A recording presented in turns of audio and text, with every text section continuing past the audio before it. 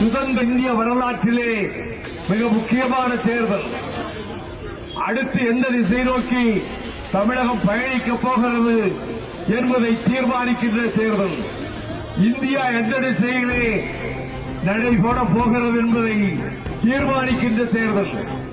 இந்த தேர்தல் ஜனநாயகத்திற்கும் சர்வாதிகாரத்துக்கும் இடையே நடைபெறுகின்ற போட்டி.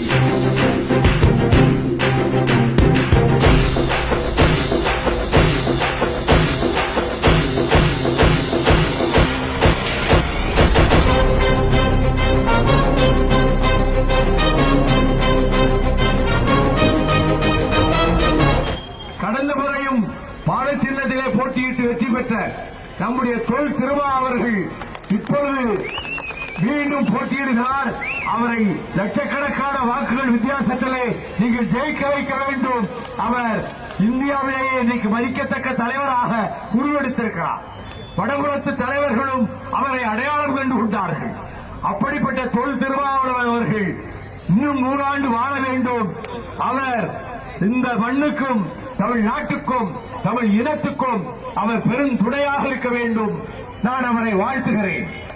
பல லட்சக்கணக்கான வாக்குகள் வித்தியாசத்தில் ஜெயிக்க போகிற தொல் திருமா அவர்களே, நீங்கள் வாழ்க, உங்களுடைய பெருமை வாழ்க, உங்களுடைய திருப்பணிகள் வாழ்க.